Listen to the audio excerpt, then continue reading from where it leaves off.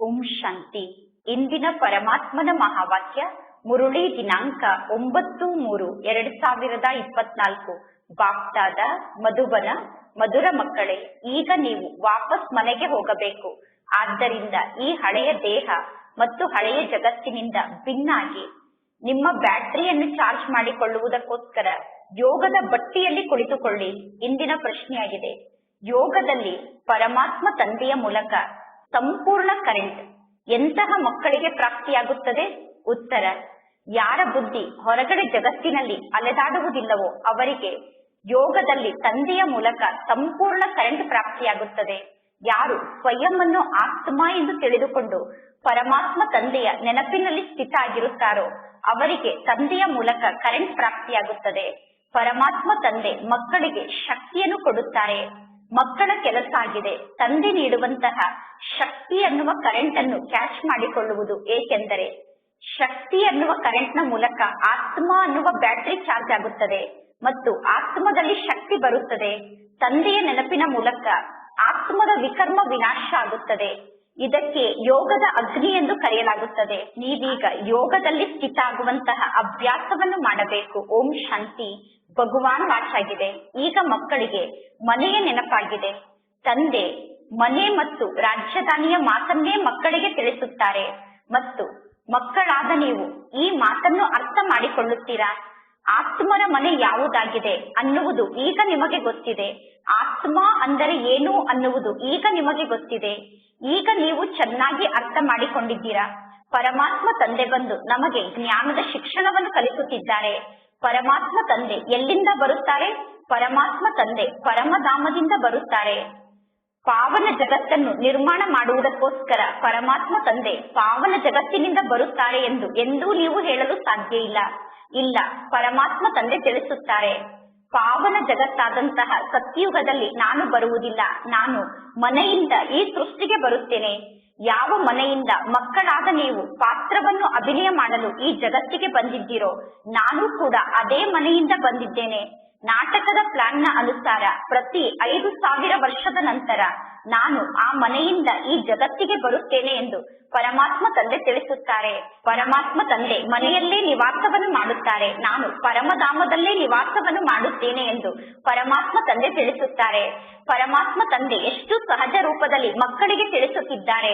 ಹೇಗೆ ನಗರದಿಂದ ತಂದೆ ವಾಪಸ್ ಬರುತ್ತಾರೆ, ಅದೇ ರೀತಿ ನಾನು ನಗರದಿಂದ ನಿಮ್ಮ ಬಳಿ ಬಂದಿದ್ದೇನೆ ಎಂದು ತಂದೆ ಮಕ್ಕಳಿಗೆ ತಿಳಿಸುತ್ತಾರೆ. ಹೇಗೆ ನೀವೆಲ್ಲರೂ ಪಾತ್ರವನ್ನು ಅಭಿನಯ ಮಾಡುವುದಕ್ಕೋಸ್ಕರ ಈ ಸೃಷ್ಟಿಗೆ ಬಂದಿದ್ದೇವೆ ಎಂದು ಹೇಳುತ್ತೀರೋ ಅದೇ ರೀತಿ ನಾನು ಕೂಡ ಪರಮಧಾಮದಿಂದ ಪಾತ್ರವನ್ನು ಅಭಿನಯ ಮಾಡುವುದಕ್ಕೋಸ್ಕರ ಈ ಸೃಷ್ಟಿಗೆ ಬಂದಿದ್ದೇನೆ ಎಂದು ಪರಮಾತ್ಮ ತಂದೆ ತಿಳಿಸುತ್ತಾರೆ. ನಾಟಕದ ಪ್ಲಾನ್ ನ ಅನುಸಾರ ನಾನು ಪರಮಧಾಮದಿಂದ ಈ ಸೃಷ್ಟಿಗೆ ಪಾತ್ರವನ್ನು ಅಭಿನಯ ಮಾಡಲು ಬಂದಿದ್ದೇನೆ. ನಾನು ಜ್ಞಾನದ ಸಾಗರ ಆಗಿದ್ದೇನೆ. ಎಲ್ಲಾ ಜ್ಞಾನದ ಮಾತು ನಾಟಕದ ಪ್ಲಾನ್ ನ ಅನುಸಾರ ನನಗೆ ಗೊತ್ತಿದೆ ಎಂದು ಪರಮಾತ್ಮ ತಂದೆ ತಿಳಿಸುತ್ತಾರೆ. ಕಲ್ಪ ಕಲ್ಪದಲ್ಲೂ ಪರಮಾತ್ಮ ತಂದೆ ಎಲ್ಲಾ ಜ್ಞಾನದ ಮಾತನ್ನು ಮಕ್ಕಳಿಗೆ ತಿಳಿಸುತ್ತಾರೆ. ಯಾವಾಗ ನೀವು ಕಾಮಚಿತೆಯ ಮೇಲೆ ಕುಳಿತು ಕಪ್ಪಾಗಿ ಬಿಡುತ್ತೀರೋ, ಯಾವಾಗ ನೀವು ಕಾಮಚಿತೆಯ ಮೇಲೆ ಕುಳಿತು ಭಸ್ಮ ಆಗುತ್ತೀರೋ, ಆಗ ಪರಮಾತ್ಮ ತಂದೆ ನಮ್ಮನ್ನು ಕಾಮಚಿತೆಯಿಂದ ಕೆಳಗಡೆ ಇಳಿಸಿ ಜ್ಞಾನಚಿತೆಯ ಮೇಲೆ ಕೂರಿಸುವುದಕ್ಕೋಸ್ಕರ ಈ ಸೃಷ್ಟಿಗೆ ಬರಬೇಕಾಗುತ್ತದೆ.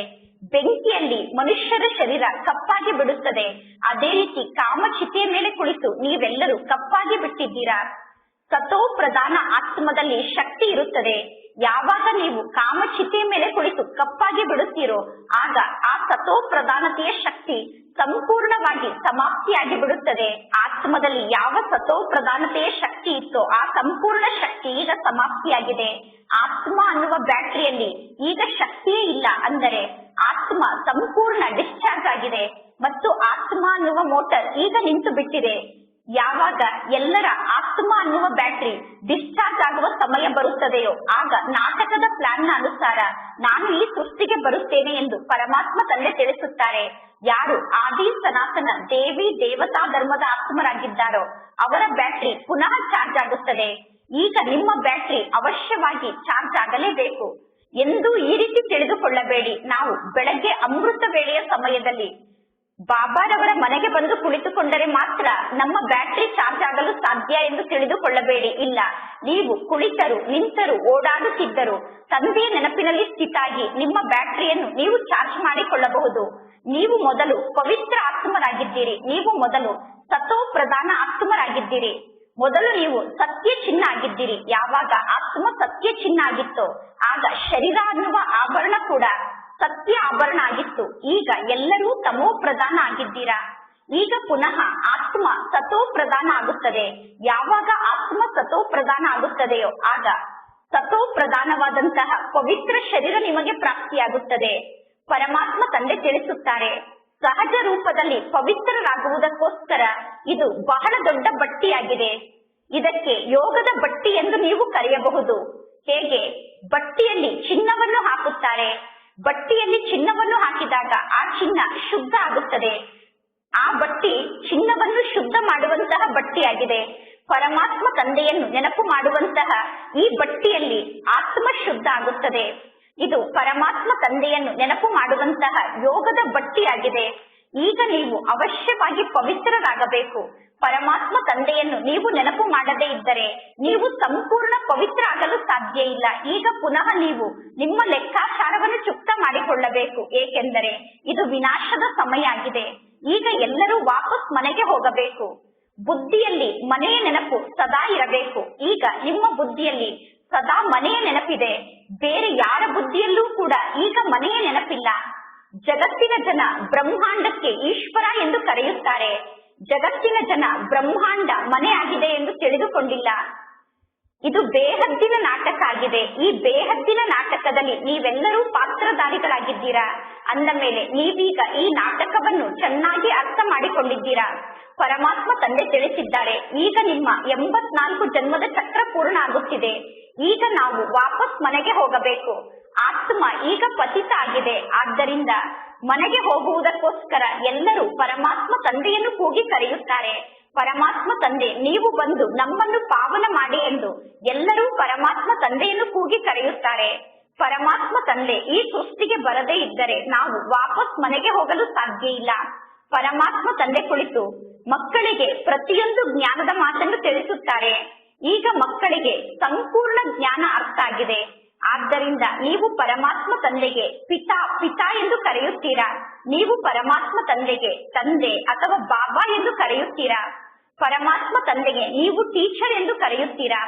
ಮನುಷ್ಯರು ಶ್ರೀಕೃಷ್ಣ ಟೀಚರ್ ಆಗಿದ್ದಾರೆ ಎಂದು ತಿಳಿದುಕೊಂಡಿದ್ದಾರೆ. ಈಗ ಮಕ್ಕಳಿಗೆ ಗೊತ್ತಿದೆ, ಶ್ರೀಕೃಷ್ಣ ಸ್ವಯಂ ಸತ್ಯುಗದಲ್ಲಿ ಶಿಕ್ಷಣವನ್ನು ಕಲಿಸಿದ್ದರು ಎಂದು.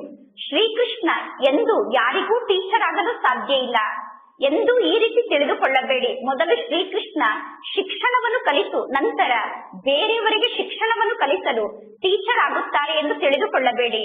ಶ್ರೀಕೃಷ್ಣನ ಬಾಲ್ಯದಿಂದ ಹಿಡಿದು ಶ್ರೀಕೃಷ್ಣ ಯಾವಾಗ ದೊಡ್ಡವರಾಗುತ್ತಾರೋ ಶ್ರೀಕೃಷ್ಣನ ಆ ಸಂಪೂರ್ಣ ಕತೆ ಮಕ್ಕಳಿಗೆ ಗೊತ್ತಿದೆ.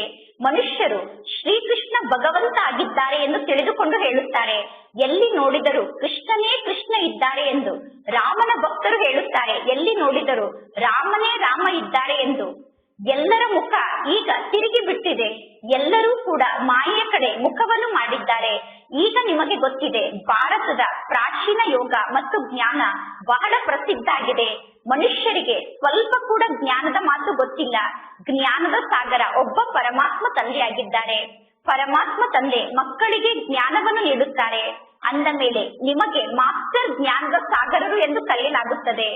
ಆದರೆ ನಂಬರ್ ವಾರ್ ಪುರುಷಾರ್ಥದ ಅನುಸಾರ ನೀವು ಮಾಸ್ಟರ್ ಜ್ಞಾನದ ಸಾಗರರಾಗುತ್ತೀರಾ. ಈಗ ನಿಮಗೆ ಸಾಗರ ಎಂದು ಕರೆಯಬೇಕು ಅಥವಾ ನದಿ ಎಂದು ಕರೆಯಬೇಕು.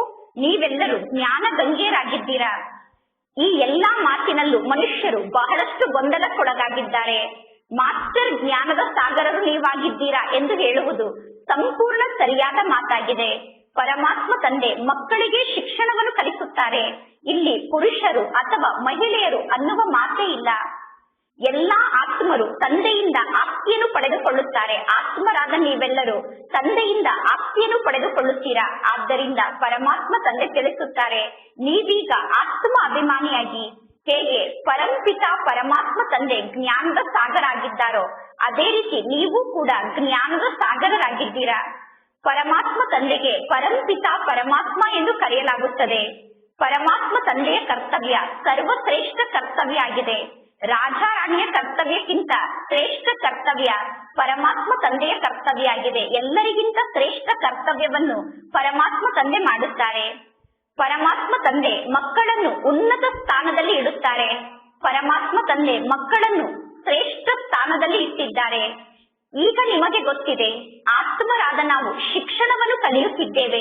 ಪರಮಾತ್ಮ ತಂದೆ ನಮಗೆ ಶಿಕ್ಷಣವನ್ನು ಕಲಿಸುತ್ತಿದ್ದಾರೆ. ಆದ್ದರಿಂದ ನಾವೀಗ ಆತ್ಮ ಅಭಿಮಾನಿ ಆಗಬೇಕು. ನೀವು ಆತ್ಮ ಅಭಿಮಾನಿ ಸ್ಥಿತಿಯಲ್ಲಿ ಸ್ಥಿತಾದಾಗ ಎಲ್ಲರೂ ಪರಸ್ಪರ ಸೋದರರಾಗಿ ಬಿಡುತ್ತೀರಾ. ಪರಮಾತ್ಮ ತಂದೆ ಮಕ್ಕಳಿಗೋಸ್ಕರ ಎಷ್ಟೊಂದು ಪರಿಶ್ರಮವನ್ನು ಪಡುತ್ತಾರೆ. ಈಗ ಆತ್ಮರಾದ ನೀವು ಜ್ಞಾನವನ್ನು ಪಡೆದುಕೊಳ್ಳುತ್ತಿದ್ದೀರಾ. ಪುನಃ ಸತ್ಯುಗದಲ್ಲಿ ನೀವು ಪದವಿಯನ್ನು ಪಡೆದುಕೊಳ್ಳುತ್ತೀರಾ. ಸತ್ಯುಗದಲ್ಲಿ ನಿಮ್ಮೆಲ್ಲರ ಮಧ್ಯದಲ್ಲೂ ಸೋದರತ್ವದ ಪ್ರೀತಿ ಇರುತ್ತದೆ. ಈಗ ನಿಮ್ಮೆಲ್ಲರ ಮಧ್ಯದಲ್ಲಿ ಬಹಳ ಒಳ್ಳೆಯ ಸೋದರತ್ವದ ಪ್ರೀತಿ ಇರಬೇಕು. ಒಬ್ಬರಿಗೆ ಗೌರವವನ್ನು ಕೊಡುವುದು, ಒಬ್ಬರಿಗೆ ಗೌರವವನ್ನು ಕೊಡದೇ ಇರುವುದು, ಈ ರೀತಿ ನೀವು ಮಾಡಬಾರದು. ನೀವು ಎಲ್ಲರಿಗೂ ಗೌರವವನ್ನು ಕೊಡಬೇಕು. ಜಗತ್ತಿನ ಜನ ಹಿಂದೂ ಮುಸಲ್ಮಾನ್ ಸೋದರರು ಎಂದು ಹೇಳುತ್ತಾರೆ. ಆದರೆ ಒಬ್ಬರು ಇನ್ನೊಬ್ಬರಿಗೆ ಗೌರವವನ್ನು ಕೊಡುವುದೇ ಇಲ್ಲ. ನಾವೆಲ್ಲರೂ ಸೋದರಿಯರೂ ಅಲ್ಲ, ನಾವೆಲ್ಲರೂ ಸೋದರರಾಗಿದ್ದೇವೆ ಎಂದು ಹೇಳುವುದು ಸರಿಯಾದ ಮಾತಾಗಿದೆ. ನಮ್ಮೆಲ್ಲರ ಮಧ್ಯದಲ್ಲಿ ಭ್ರಾತೃತ್ವದ ಭಾವನೆ ಇರಬೇಕು. ಆತ್ಮ ಪಾತ್ರವನ್ನು ಅಭಿನಯ ಮಾಡುವುದಕ್ಕೋಸ್ಕರ ಈ ಸೃಷ್ಟಿಗೆ ಬಂದಿದೆ. ಅಂದ ಮೇಲೆ ಪರಮಧಾಮದಲ್ಲಿ ನಾವೆಲ್ಲರೂ ಸೋದರರಾಗಿ ನಿವಾಸವನ್ನು ಮಾಡುತ್ತೇವೆ. ಮನೆಯಲ್ಲಿ ಅವಶ್ಯವಾಗಿ ಎಲ್ಲಾ ಆತ್ಮರು ಸೋದರರಾಗಿ ನಿವಾಸವನ್ನು ಮಾಡುತ್ತೇವೆ. ಸಹೋದರ ಮತ್ತು ಸಹೋದರಿ ಅನ್ನುವಂತಹ ಈ ಶರೀರವನ್ನು ನಾವೀಗ ತ್ಯಾಗ ಮಾಡಬೇಕು.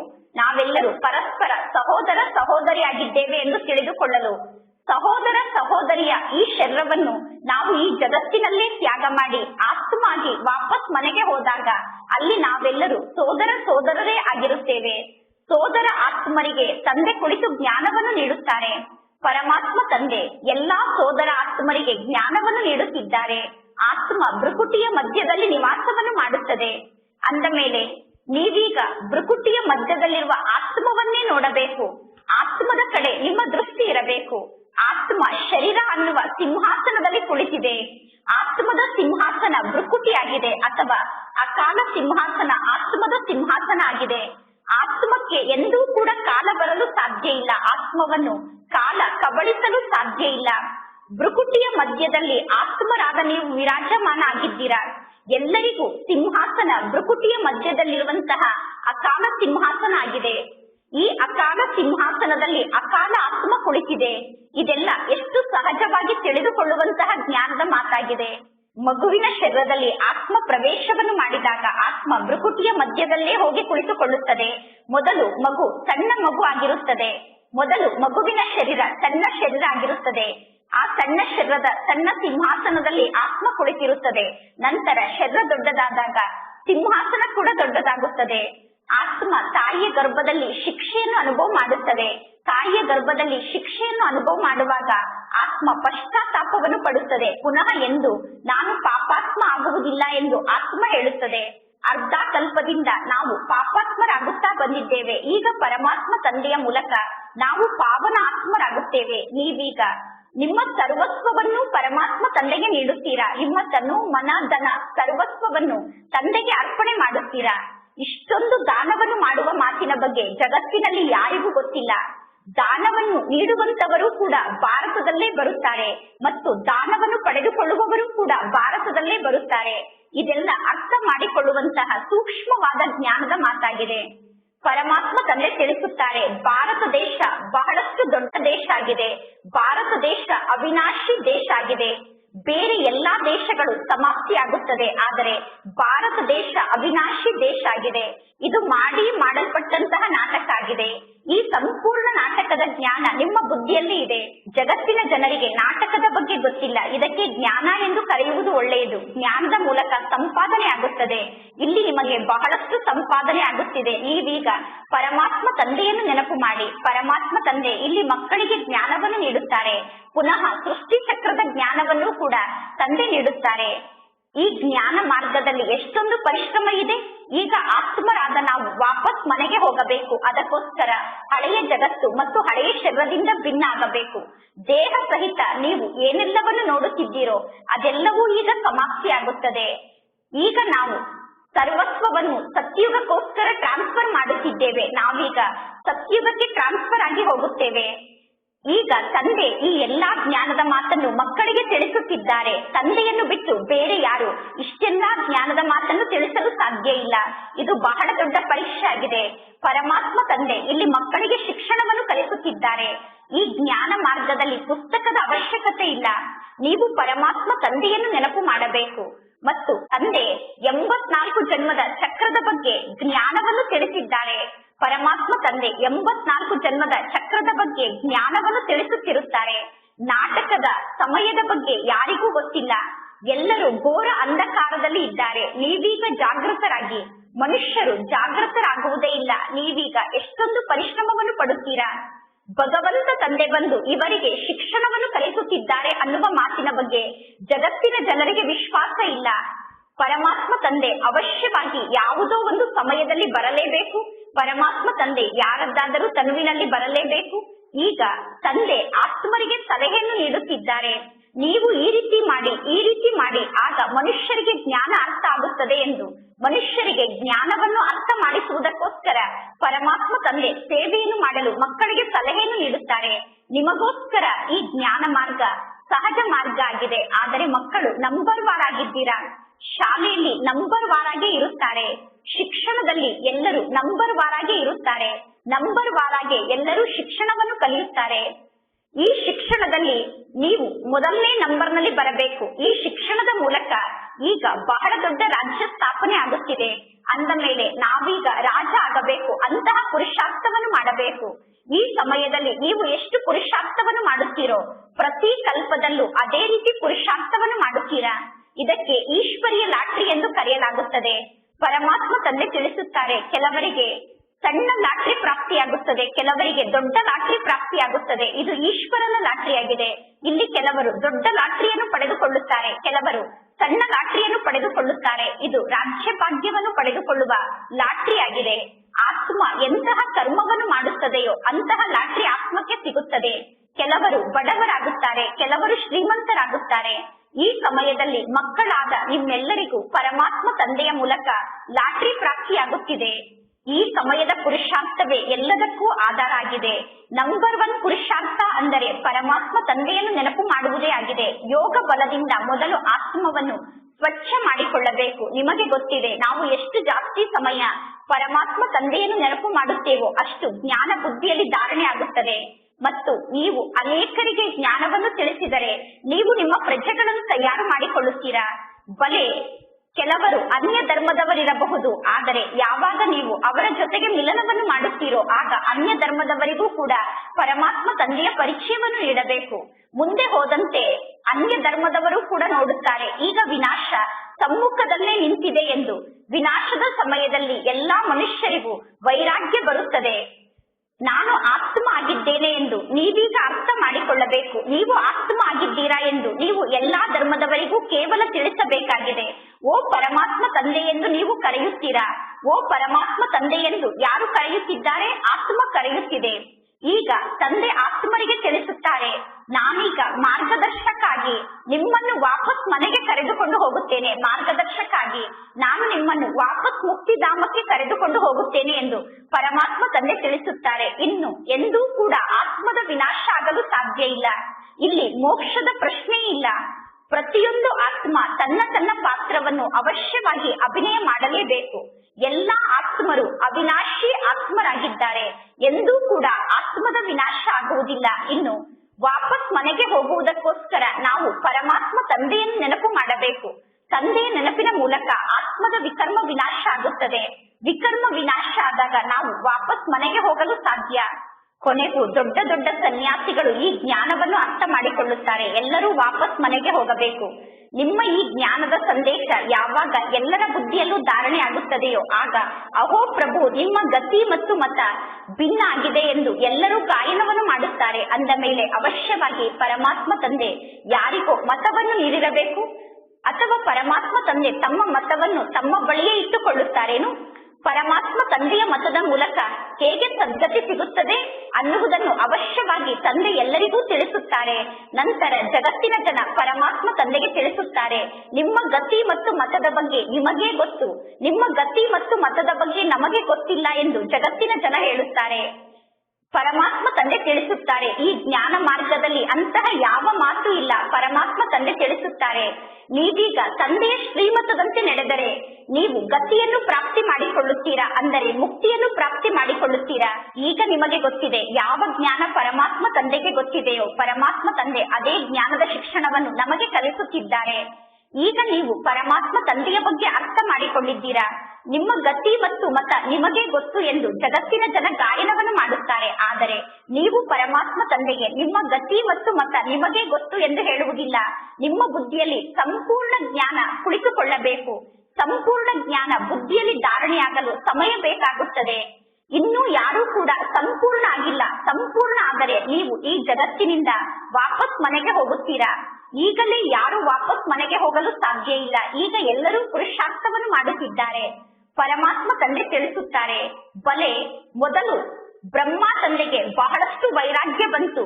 ಬ್ರಹ್ಮ ತಂದೆಗೆ ಮೊದಲು ಬಹಳ ತೀವ್ರ ಗತಿಯಿಂದ ವೈರಾಗ್ಯ ಬಂತು. ಬ್ರಹ್ಮ ತಂದೆ ಸಾಕ್ಷಾತ್ಕಾರದಲ್ಲಿ ನೋಡಿದರು, ನಾನೀಗ ಡಬ್ಬಲ್ ಕಿರೀಟಧಾರಿ ರಾಜ ಆಗುತ್ತೇನೆ ಎಂದು. ನಾಟಕದ ಅನುಸಾರ ಬ್ರಹ್ಮ ತಂದೆ ಸಾಕ್ಷಾತ್ಕಾರದಲ್ಲಿ ಎಲ್ಲಾ ದೃಶ್ಯವನ್ನು ನೋಡಿದರು. ಪರಮಾತ್ಮ ತಂದೆ ನಾಟಕದ ಅನುಸಾರ ಬ್ರಹ್ಮ ತಂದೆಗೆ ಎಲ್ಲಾ ಸಾಕ್ಷಾತ್ಕಾರವನ್ನು ಮಾಡಿಸಿದರು. ಬ್ರಹ್ಮ ತಂದೆಗೆ ತಕ್ಷಣ ಖುಷಿ ಆಯಿತು. ಖುಷಿಯಿಂದ ಬ್ರಹ್ಮ ತಂದೆ ಎಲ್ಲವನ್ನೂ ತ್ಯಾಗ ಮಾಡಿಬಿಟ್ಟರು. ವಿನಾಶದ ದೃಶ್ಯವನ್ನು ಬ್ರಹ್ಮ ತಂದೆ ಸಾಕ್ಷಾತ್ಕಾರದಲ್ಲಿ ನೋಡಿದರು ಮತ್ತು ಚತುರ್ಭುಜ ವಿಷ್ಣುವನ್ನು ಸಾಕ್ಷಾತ್ಕಾರದಲ್ಲಿ ನೋಡಿದರು. ಬ್ರಹ್ಮ ತಂದೆಗೆ ಅರ್ಥ ಆಯಿತು, ಈಗ ನನಗೆ ರಾಜ್ಯಭಾಗ್ಯ ಪ್ರಾಪ್ತಿಯಾಗುತ್ತದೆ ಎಂದು. ಇನ್ನು ಸ್ವಲ್ಪ ಸಮಯದಲ್ಲಿ ವಿನಾಶ ಆಗುತ್ತದೆ ಎಂದು ಬ್ರಹ್ಮ ತಂದೆಗೆ ನಶೆ ಏರಿಬಿಟ್ಟಿತು. ಈಗ ನಿಮಗೆ ಗೊತ್ತಿದೆ, ಇದೆಲ್ಲ ಸರಿಯಾದ ಜ್ಞಾನದ ಮಾತಾಗಿದೆ. ಈಗ ಅವಶ್ಯವಾಗಿ ರಾಜಧಾನಿ ಸ್ಥಾಪನೆ ಆಗುತ್ತದೆ. ಅನೇಕರಿಗೆ ಅವಶ್ಯವಾಗಿ ರಾಜ್ಯಭಾಗ್ಯ ಸಿಗುತ್ತದೆ. ನಾವೀಗ ವಾಪಸ್ ಮನೆಗೆ ಹೋಗಿ ಏನನ್ನು ಮಾಡಲು ಸಾಧ್ಯ? ಈಗ ನಮಗೆ ಜ್ಞಾನ ಪ್ರಾಪ್ತಿಯಾಗುತ್ತಿದೆ ಅಂದ ಮೇಲೆ ಮೊದಲು ಖುಷಿಯ ನಶೆ ಏರಬೇಕು. ಎಲ್ಲರೂ ಪುರುಷಾರ್ಥವನ್ನು ಅವಶ್ಯವಾಗಿ ಮಾಡಬೇಕು. ನೀವೀಗ ಪುರುಷಾರ್ಥವನ್ನು ಮಾಡುವುದಕ್ಕೋಸ್ಕರ ಇಲ್ಲಿ ಕುಳಿತಿದ್ದೀರಾ. ಬೆಳಗ್ಗೆ ಅಮೃತ ವೇಳೆಯ ಸಮಯದಲ್ಲಿ ನೀವು ತಂದೆಯನ್ನು ನೆನಪು ಮಾಡಲು ಕುಳಿತುಕೊಳ್ಳುತ್ತೀರಾ.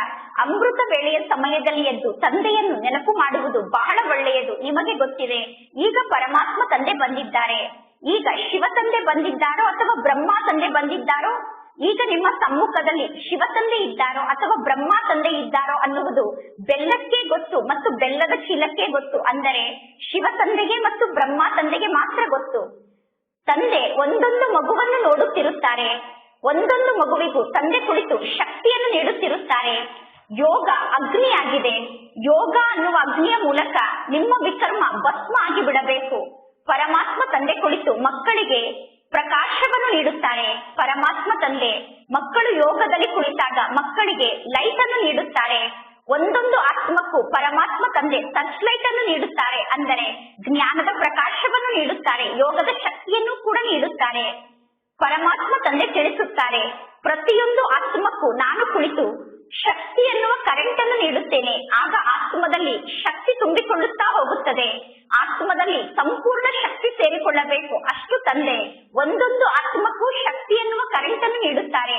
ಒಂದು ವೇಳೆ ಪರಮಾತ್ಮ ತಂದೆ ಶಕ್ತಿ ಎನ್ನುವ ಕರೆಂಟ್ ಅನ್ನು ನೀಡುವಾಗ ಯಾರದ್ದಾದರೂ ಬುದ್ಧಿಯೋಗ ಹೊರಗಡೆ ಜಗತ್ತಿನಲ್ಲಿ ಅಲೆದಾಡುತ್ತಿದ್ದರೆ ಅವರು ಪುನಃ ಪರಮಾತ್ಮ ತಂದೆ ನೀಡುವಂತಹ ಶಕ್ತಿ ಎನ್ನುವ ಕರೆಂಟ್ ಅನ್ನು ಕ್ಯಾಚ್ ಮಾಡಿಕೊಳ್ಳಲು ಸಾಧ್ಯ ಇಲ್ಲ. ಮಕ್ಕಳ ಬುದ್ಧಿ ಬೇರೆ ಬೇರೆ ಕಡೆ ಅಲೆದಾಡುತ್ತಿರುತ್ತದೆ. ಯೋಗದಲ್ಲಿ ಕುಳಿತಾಗ ನಿಮ್ಮ ಬುದ್ಧಿ ಹೊರಗಡೆ ಜಗತ್ತಿನಲ್ಲಿ ಅಲೆದಾಡುತ್ತಿದ್ದರೆ ನಿಮಗೆ ಯಾವ ಪ್ರಾಪ್ತಿ ಸಿಗುತ್ತದೆ? ಪರಮಾತ್ಮ ತಂದೆ ತಿಳಿಸುತ್ತಾರೆ, ನೀವು ನನ್ನನ್ನು ಪ್ರೀತಿ ಮಾಡಿದರೆ ನೀವು ನನ್ನ ಮೂಲಕ ಪ್ರೀತಿಯನ್ನು ಪಡೆದುಕೊಳ್ಳುತ್ತೀರಾ. ತಂದೆಯನ್ನು ನೆನಪು ಮಾಡುವಾಗ ನಿಮ್ಮ ಬುದ್ಧಿ ಹೊರಗಡೆ ಜಗತ್ತಿನಲ್ಲಿ ಅಲೆದಾಡುತ್ತಿದ್ದರೆ ನಿಮ್ಮ ಆತ್ಮ ಅನ್ನುವ ಬ್ಯಾಟರಿ ಚಾರ್ಜ್ ಆಗುವುದಿಲ್ಲ. ಪರಮಾತ್ಮ ತಂದೆ ಮಕ್ಕಳ ಬ್ಯಾಟರಿಯನ್ನು ಚಾರ್ಜ್ ಮಾಡುವುದಕ್ಕೋಸ್ಕರ ಬರುತ್ತಾರೆ. ಪರಮಾತ್ಮ ತಂದೆಯ ಕರ್ತವ್ಯ ಆಗಿದೆ ಮಕ್ಕಳ ಸೇವೆಯನ್ನು ಮಾಡುವುದು. ತಂದೆಯ ಸೇವೆಯನ್ನು ಮಕ್ಕಳು ಸ್ವೀಕಾರ ಮಾಡುತ್ತಿದ್ದಾರೋ ಅಥವಾ ಇಲ್ಲವೋ ಅನ್ನುವುದು ಮಕ್ಕಳ ಆತ್ಮಕ್ಕೆ ಗೊತ್ತಿದೆ. ನೀವೀಗ ಯಾರ ಬಗ್ಗೆ ವಿಚಾರ ಮಾಡುತ್ತಾ ಕುಳಿತಿದ್ದೀರಾ? ನೀವೀಗ ಯಾವ ವಿಚಾರದಲ್ಲಿ ಕುಳಿತಿದ್ದೀರಾ? ಈ ಎಲ್ಲಾ ಮಾತಿನ ಬಗ್ಗೆ ತಂದೆ ಮಕ್ಕಳಿಗೆ ತಿಳಿಸುತ್ತಿದ್ದಾರೆ. ನಾನಂತೂ ಪರಮಾತ್ಮ ಆಗಿದ್ದೇನೆ. ತಂದೆಯಾದ ನನ್ನ ಜೊತೆಗೆ ಯೋಗವನ್ನು ಜೋಡಣೆ ಮಾಡಿದರೆ ನಿಮ್ಮ ಬ್ಯಾಟರಿ ಚಾರ್ಜ್ ಆಗುತ್ತದೆ. ಆತ್ಮ ಅನ್ನುವ ಬ್ಯಾಟರಿಯನ್ನು ತಂದೆಯ ಜೊತೆ ನೀವೀಗ ಜೋಡಣೆ ಮಾಡುತ್ತೀರಾ. ನಾನೀಗ ನಿಮಗೆ ಶಕ್ತಿಯನ್ನು ನೀಡುತ್ತೇನೆ ಎಂದು ತಂದೆ ತಿಳಿಸುತ್ತಾರೆ. ಆತ್ಮ ಅನ್ನುವ ಬ್ಯಾಟರಿಯನ್ನು ತಂದೆಯ ಜೊತೆ ಜೋಡಣೆ ಮಾಡಿದಾಗ ತಂದೆಯ ಮೂಲಕ ಮಕ್ಕಳಿಗೆ ಶಕ್ತಿ ಪ್ರಾಪ್ತಿಯಾಗುತ್ತದೆ. ಬಹಳಷ್ಟು ಪ್ರೀತಿಯಿಂದ ತಂದೆ ಒಂದೊಂದು ಮಗುವಿಗೂ ಶಕ್ತಿಯನ್ನು ಕೊಡುತ್ತಾರೆ. ನೀವೀಗ ತಂದೆಯನ್ನು ನೆನಪು ಮಾಡುವುದಕ್ಕೋಸ್ಕರ ಇಲ್ಲಿ ಕುಳಿತಿದ್ದೀರಾ. ಪರಮಾತ್ಮ ತಂದೆ ತಿಳಿಸುತ್ತಾರೆ, ನಾನು ಒಂದೊಂದು ಆತ್ಮಕ್ಕೂ ಶಕ್ತಿಯನ್ನು ನೀಡುತ್ತೇನೆ. ಪರಮಾತ್ಮ ತಂದೆ ಮಕ್ಕಳ ಸಮ್ಮುಖದಲ್ಲಿ ಕುಳಿತು ಮಕ್ಕಳಿಗೆ ಲೈಟ್ ಅನ್ನು ನೀಡುತ್ತಾರೆ. ನೀವೀಗ ಕುಳಿತು ತಂದೆಯ ಸಮಾನ ಎಲ್ಲರಿಗೂ ಲೈಟ್ ಅನ್ನು ನೀಡಲು ಸಾಧ್ಯ ಇಲ್ಲ. ಪರಮಾತ್ಮ ತಂದೆ ನೀಡುವಂತಹ ಶಕ್ತಿ ಅನ್ನುವ ಕರೆಂಟ್ ಅನ್ನು ಯಾರು ಕ್ಯಾಚ್ ಮಾಡಿಕೊಳ್ಳಬೇಕು ಅವರೇ ಕ್ಯಾಚ್ ಮಾಡಿಕೊಳ್ಳುತ್ತಾರೆ ಮತ್ತು ಅವರ ಬ್ಯಾಟರಿ ಚಾರ್ಜ್ ಆಗುತ್ತದೆ. ಪರಮಾತ್ಮ ತಂದೆ ದಿನ ಪ್ರತಿದಿನ ಕಳೆದಂತೆ ಮಕ್ಕಳಿಗೆ ಯುಕ್ತಿಯನ್ನು ತಿಳಿಸುತ್ತಿರುತ್ತಾರೆ. ಮಕ್ಕಳು ಆ ಮಾತನ್ನು ಅರ್ಥ ಮಾಡಿಕೊಂಡಿದ್ದಾರೋ ಅಥವಾ ಅರ್ಥ ಮಾಡಿಕೊಂಡಿಲ್ಲವೋ ಅನ್ನುವುದು ನಂಬರ್ ವಾರಾಗಿ ವಿದ್ಯಾರ್ಥಿಯ ಸ್ಥಿತಿಯ ಮೇಲೆ ಆಧಾರಿತ ಆಗಿದೆ. ಈಗ ನಿಮಗೆ ಬಹಳಷ್ಟು ಫ್ರೆಶ್ ಆದಂತಹ ಮಾಲ್ ಸಿಗುತ್ತಾ ಇದೆ. ಇಲ್ಲಿ ನಿಮಗೆ ಬಹಳಷ್ಟು ಫ್ರೆಶ್ ಆದಂತಹ ಭೋಜನ ಸಿಗುತ್ತಾ ಇದೆ. ಆದರೆ ಎಲ್ಲೋ ಕೆಲವರು ಈ ಭೋಜನವನ್ನು ಜೀರ್ಣ ಮಾಡಿಕೊಳ್ಳುತ್ತಾರೆ. ಇದು ಬಹಳ ದೊಡ್ಡ ಲಾಟ್ರಿ ಆಗಿದೆ. ಜನ್ಮ ಜನ್ಮಾಂತರಕ್ಕೋಸ್ಕರ ತಂದೆಯ ಮೂಲಕ ಲಾಟ್ರಿ ಸಿಗುತ್ತಿದೆ. ಇದು ಕಲ್ಪ ಕಲ್ಪಾಂತರದ ಲಾಟ್ರಿ ಆಗಿದೆ. ಅಂದ ಮೇಲೆ ಈ ಜ್ಞಾನದ ಶಿಕ್ಷಣದ ಕಡೆ ಸಂಪೂರ್ಣ ಗಮನವನ್ನು ಕೊಡಬೇಕು. ಪರಮಾತ್ಮ ತಂದೆಯ ಮೂಲಕ ನಾವು ಶಕ್ತಿ ಎನ್ನುವ ಕರೆಂಟ್ ಅನ್ನು ಪಡೆದುಕೊಳ್ಳುತ್ತಿದ್ದೇವೆ. ಪರಮಾತ್ಮ ತಂದೆ ಬ್ರಹ್ಮನ ಭ್ರುಕುಟಿಯಲ್ಲಿ ಬ್ರಹ್ಮನ ಪಕ್ಕದಲ್ಲೇ ಕುಳಿತಿದ್ದಾರೆ. ನೀವೀಗ ಸ್ವಯಂ ಅನ್ನು ಆತ್ಮ ಎಂದು ತಿಳಿದುಕೊಂಡು ಪರಮಾತ್ಮ ತಂದೆಯನ್ನು ನೆನಪು ಮಾಡಬೇಕು. ನೀವೀಗ ಈ ಬ್ರಹ್ಮ ತಂದೆಯನ್ನು ನೆನಪು ಮಾಡಬಾರದು. ನೀವೀಗ ಪರಮಾತ್ಮ ತಂದೆಯ ಜೊತೆಗೆ ಯೋಗವನ್ನು ಜೋಡಣೆ ಮಾಡಿ ಇಲ್ಲಿ ಕುಳಿತಿದ್ದೀರಾ. ನೀವು ಈ ಬ್ರಹ್ಮನ ತನುವನ್ನು ನೋಡುತ್ತಿದ್ದರು. ಬ್ರಹ್ಮನ ಭ್ರುಕುಟಿಯಲ್ಲಿ ಪರಮಾತ್ಮ ಶಿವ ತಂದೆಯನ್ನೇ ನೋಡುತ್ತೀರಾ. ಇದು ಆತ್ಮದ ಮಾತಾಗಿದೆ. ಒಳ್ಳೆಯದು. ಮಧುರಾತಿ ಮಧುರ ಅಗಲಿ ಹೋಗಿ ಮರಳಿ ಸಿಕ್ಕಿರುವ ಮಕ್ಕಳ ಪ್ರತಿ ಮಾಸ್ಪಿತಾ ಬಾಪ್ತಾದರವರ ನೆನಪು, ಪ್ರೀತಿ ಹಾಗೂ ಸುಪ್ರಭಾತ. ಆತ್ಮಿಕ ಮಕ್ಕಳಿಗೆ ಆತ್ಮಿಕ ತಂದೆಯ ನಮಸ್ತೆ. ಆತ್ಮಿಕ ತಂದೆಗೆ ಆತ್ಮಿಕ ಮಕ್ಕಳ ನೆನಪು, ಪ್ರೀತಿ ಹಾಗೂ ನಮಸ್ತೆ ನಮಸ್ತೆ ನಮಸ್ತೆ. ಧಾರಣೆಗೋಸ್ಕರ ಮುಖ್ಯ ಸಾರ. ಫಸ್ಟ್ ಪಾಯಿಂಟ್, ಆತ್ಮವನ್ನು ಸ್ವಚ್ಛ ಮಾಡಿಕೊಳ್ಳುವುದಕ್ಕೋಸ್ಕರ ಬೆಳಗ್ಗೆ ಪರಮಾತ್ಮ ತಂದೆಯ ಮೂಲಕ ಶಕ್ತಿ ಎನ್ನುವ ಕರೆಂಟ್ ಅನ್ನು ಪ್ರಾಪ್ತಿ ಮಾಡಿಕೊಳ್ಳಬೇಕು. ಟಚ್ ಲೈಟ್ ಅನ್ನು ಪ್ರಾಪ್ತಿ ಮಾಡಿಕೊಳ್ಳಬೇಕು. ಬುದ್ಧಿ ಯೋಗವನ್ನು ಹೊರಗಡೆ ಅಲೆದಾಡದಂತೆ ನೋಡಿಕೊಂಡು ಒಬ್ಬ ತಂದೆಯ ಜೊತೆಗೆ ಬುದ್ಧಿ ಯೋಗವನ್ನು ಜೋಡಣೆ ಮಾಡಬೇಕು. ತಂದೆ ನೀಡುತ್ತಿರುವ ಶಕ್ತಿ ಎನ್ನುವ ಕರೆಂಟ್ ಅನ್ನು ಕ್ಯಾಚ್ ಮಾಡಿಕೊಳ್ಳಬೇಕು. ಸೆಕೆಂಡ್ ಪಾಯಿಂಟ್, ನಾವೆಲ್ಲರೂ ಪರಸ್ಪರ ಸೋದರರಾಗಿದ್ದೇವೆ ಅನ್ನುವ ಸತ್ಯ ಪ್ರೀತಿಯನ್ನು ಎಲ್ಲರ ಬಗ್ಗೆ ಇಟ್ಟುಕೊಳ್ಳಬೇಕು. ಎಲ್ಲರಿಗೂ ಗೌರವವನ್ನು ಕೊಡಬೇಕು. ನನ್ನ ಸೋದರ ಆತ್ಮರು ಭ್ರುಕುಟಿ ಅನ್ನುವ ಸಿಂಹಾಸನದಲ್ಲಿ ವಿರಾಜಮಾನ ಆಗಿದ್ದಾರೆ. ಆದ್ದರಿಂದ ಭ್ರುಕುಟಿಯ ಮಧ್ಯದಲ್ಲಿರುವ ಆತ್ಮವನ್ನೇ ನೋಡಿ ನಾವೀಗ ಮಾತನಾಡಬೇಕು. ಇಂದಿನ ವರದಾನ ಆಗಿದೆ. ನಮ್ಮ ಸಂಪರ್ಕದ ಮೂಲಕ ಅನೇಕ ಆತ್ಮರ ಚಿಂತೆಯನ್ನು ಸಮಾಪ್ತಿ ಮಾಡುವಂತಹ ಸರ್ವರಿಗೂ ಪ್ರಿಯ ಆಗಬೇಕು. ವರ್ತಮಾನ ಸಮಯದಲ್ಲಿ ವ್ಯಕ್ತಿಗಳಲ್ಲಿ ಸ್ವಾರ್ಥದ ಭಾವನೆ ಇರುವ ಕಾರಣ ಮತ್ತು ವೈಭವದ ಮೂಲಕ ಅಲ್ಪ ಕಾಲದ ಪ್ರಾಪ್ತಿ ಸಿಗುತ್ತಿರುವ ಕಾರಣ ಎಲ್ಲ ಆತ್ಮರು ಯಾವುದಾದರೂ ಒಂದು ಚಿಂತೆಗೆ ವಶಾಗಿ ದುಃಖಿಗಳಾಗಿದ್ದಾರೆ. ಶುಭ ಚಿಂತಕ ಆತ್ಮರಾದ ನಿಮ್ಮ ಸಂಪರ್ಕದಲ್ಲಿ ಚಿಂತೆಯನ್ನು ಮಾಡುತ್ತಿರುವಂತಹ ಆತ್ಮರು ಸ್ವಲ್ಪ ಸಮಯಕ್ಕೋಸ್ಕರ ಬಂದರು. ನಿಮ್ಮ ಸಂಪರ್ಕವೇ ಅವರ ಚಿಂತೆಯನ್ನು ಸಮಾಪ್ತಿ ಮಾಡಲು ಆಧಾರ ಆಗಿಬಿಡುತ್ತದೆ. ಇಂದು ಇಡೀ ವಿಶ್ವಕ್ಕೆ ಶುಭ ಚಿಂತಕ ಆತ್ಮರಾದಂತಹ ನಿಮ್ಮಂತಹ ಆತ್ಮರ ಅವಶ್ಯಕತೆ ಇದೆ. ಆದ್ದರಿಂದ ನೀವು ಇಡೀ ವಿಶ್ವಕ್ಕೂ ಅತಿ ಪ್ರಿಯ ಆಗಿದ್ದೀರಾ. ವಿಶ್ವದಲ್ಲಿರುವ ಎಲ್ಲ ಆತ್ಮರಿಗೂ ನೀವು ಅತಿ ಪ್ರಿಯ ಆಗಿದ್ದೀರಾ. ಇಂದಿನ ಸ್ಲೋಗನ್ ಆಗಿದೆ, ವಜ್ರ ಸಮಾನ ಆತ್ಮರಾದ ನಿಮ್ಮ ಒಂದೊಂದು ಶಬ್ದ ರತ್ನದ ಸಮಾನ ಬೆಲೆ ಬಾಳುವಂತಹ ಶಬ್ದ ಆಗಿರಬೇಕು. ನಾವೀಗ ವಜ್ರ ಸಮಾನ ಆದಂತಹ ಬೆಲೆ ಬಾಳುವಂತಹ ಆತ್ಮರಾಗಿದ್ದೇವೆ. ವಜ್ರ ಸಮಾನ ಬೆಲೆ ಬಾಳುವಂತಹ ಆತ್ಮರಾದ ನಾವು ಯಾವ ಶಬ್ದವನ್ನು ಮಾತನಾಡುತ್ತೇವೋ ನಮ್ಮ ಬಾಯಿಂದ ಬರುವಂತಹ ಒಂದೊಂದು ಜ್ಞಾನರತ್ನ ಬಹಳಷ್ಟು ಬೆಲೆ ಬಾಳುವಂತಹ ಜ್ಞಾನರತ್ನ ಆಗಿರಬೇಕು. ಅಮೂಲ್ಯವಾದ ಶಬ್ದವನ್ನೇ ನಾವೀಗ ಮಾತನಾಡಬೇಕು. ಒಳ್ಳೆಯದು. ಓಂ ಶಾಂತಿ.